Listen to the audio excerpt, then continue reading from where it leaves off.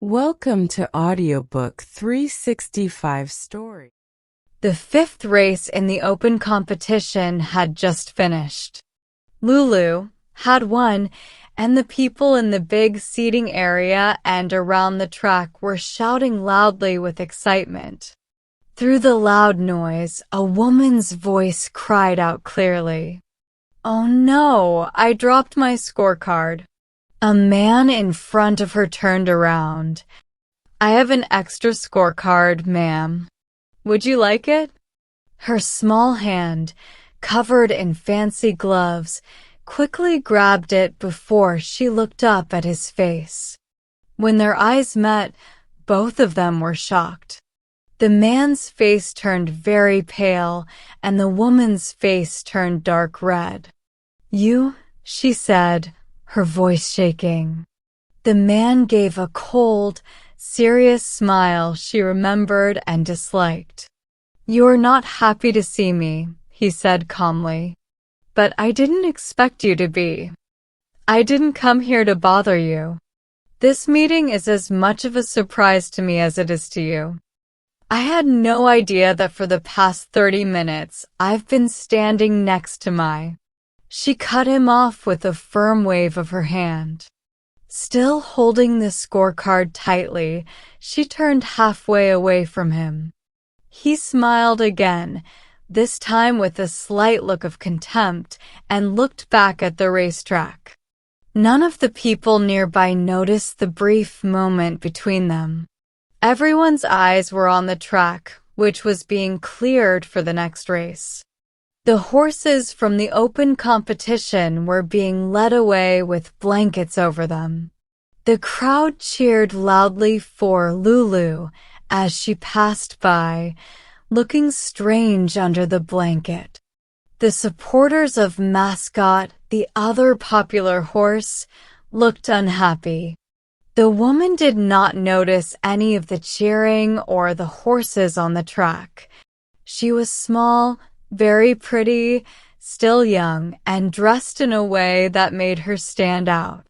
She secretly looked at the man's face from the side. He looked older than when she had last seen him. There were some silver strands in his neatly trimmed dark hair and short, pointed beard. But his calm face and serious gray eyes had not changed much.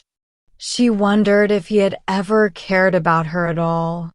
They had not seen each other for 5 years. She closed her eyes and remembered the past. It all came back very clearly. She had been only 18 when they got married. She was a cheerful, lively girl and very beautiful. He was much older than her and a quiet, serious man who loved to study. Her friends had been surprised that she married him. Sometimes she was surprised too. But she had loved him, or at least she thought she had. Their marriage had not been a happy one. She loved parties and being with people, while he wanted peace and quiet. She was quick to act and easily upset, but he was slow and serious. Their strong personalities clashed. After 2 years of a life they both found unbearable, they separated quietly, without any public drama. She had wanted a divorce, but he refused. So she took her own money and went back to her life. In the 5 years since then, she had worked hard to forget everything about him. No one knew if she was happy or not. Her social world was kind to her, and she lived a cheerful and respectable life. But now, she wished she hadn't come to the horse races. Seeing him again was so frustrating. She opened her eyes tiredly. The dusty track, the running horses, the bright dresses of the women, the clear blue sky, the warm September sun, and the purple hills in the distance all blended into one bright scene that made her head hurt. She looked at the tall man beside her. He was focused on the racetrack and not looking at her. She wondered why he had come to the races. He didn't usually enjoy things like this. It seemed their unexpected meeting had not bothered him at all. This made her think he didn't care. She sighed quietly and closed her eyes again. When the race ended, he turned to her. "May I ask how you have been since we last met? You look very well. Are you tired of the fun and excitement of your social world yet?" His words made her angry at him and at herself. Where had her calm, confident manners gone? She felt weak and emotional. What if she started crying in front of everyone, in front of his cold and critical gray eyes? She almost hated him. No, why would I be tired of it? I have enjoyed it very much. And I have been well, very well. And you? He carefully wrote down the race results before answering her. I am still the same, a man who loves books and quiet. My life is always calm and peaceful. I never liked excitement, as you know. I came here for a sale of some rare books, and a friend convinced me to come to the races. I must say, I find it more interesting than I expected, but I cannot stay until the end. I will leave as soon as the free-for-all race is over, maybe even before. I place my bet on Mascot. What about you? Lulu, she answered quickly. Her tone almost sounded stubborn. It felt so strange and fake to talk like this, like they were just two strangers having a casual chat. She belongs to a friend of mine, so of course I am interested. Lulu and Mascot are tied now. Each has won 2 races. The next race will decide the winner.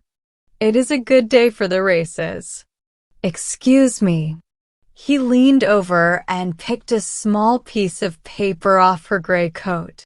She felt a little shiver go through her. You're cold. This stand is windy. I am not cold at all, thank you. What race is this? Oh, the 3-minute one. She leaned forward as if she was very interested in watching the race results. But she was breathing heavily and tears filled her eyes. She bit her lips hard and stared at the track until the tears disappeared. He spoke again in a quiet, calm voice. This is a strange meeting, isn't it? It feels a bit like something from a romance story. By the way, do you still read as many novels as before? She thought there was a teasing tone in his voice. She remembered how much he used to criticize her love for novels, calling it silly. His words felt personal, and it made her angry. What gave him the right to ask such a question? Almost as many, she answered in a light, careless tone. I was very unfair to you, wasn't I? He said after a moment. You thought so, and you were right. Are you happier now since you left me? Yes, she said firmly, looking straight into his eyes. And you don't regret it? He leaned closer to her. His sleeve brushed lightly against her shoulder. There was something in his expression that stopped her from saying the answer she had in mind. I didn't say that, she whispered softly. There was a loud cheer from the crowd. The free-for-all horses were coming out for the 6th race. She turned her attention to them. The scoring began, but it seemed to go on forever. She was tired of everything. It didn't matter to her at all whether Lulu or Mascot won. What did matter? Had she truly been happy with the life she had chosen instead of love? He had loved her once, and in the beginning, they had been happy together. She had never admitted, even to herself, "I am sorry." But now, suddenly, she felt his hand gently touch her shoulder. She looked up, and their eyes met. He bent down and spoke in a soft voice. "Will you come back to me?" "I don't know," she whispered, her voice shaky, almost as if she was caught in a dream. "We were both at fault," he said. "But I made the bigger mistakes. I was too strict with you. I should have been more understanding. We are both wiser now. Come back to me, my wife." His voice was calm, and his face showed no emotion. She wanted to shout no with all her heart, but his slender hand on her shoulder was trembling, and she realized he was holding back deep feelings. He truly did care. Suddenly, a wild idea popped into her mind. She stood up quickly. "Look," she cried. "The race is starting now. This one will probably decide the winner. If Lulu wins, I will not go back to you. If Mascot wins, I will. That is my decision." He turned even paler, but gave a small nod. He knew from bitter experience how stubborn she could be. When she made a decision, no matter how strange, she stuck to it. She leaned forward, holding her breath. The crowd became silent, everyone's eyes fixed on the track.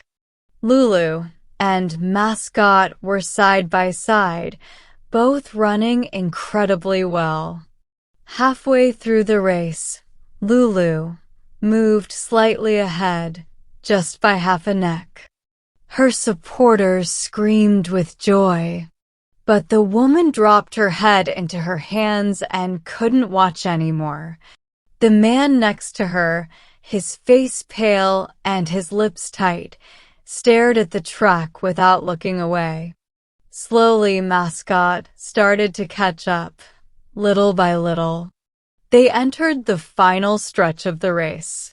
The two horses were neck and neck again. The crowd roared, then went silent, then erupted into cheers, shouts, and clapping. Mascot had won the race. In the front row, the woman stood up. She looked shaken, her body trembling like a leaf in the wind. She fixed her red hat and adjusted her veil with unsteady hands. There was a smile on her lips and tears in her eyes. No one noticed her. The man beside her calmly took her hand and placed it through his arm, as if it belonged there. Together, they walked out of the grandstand.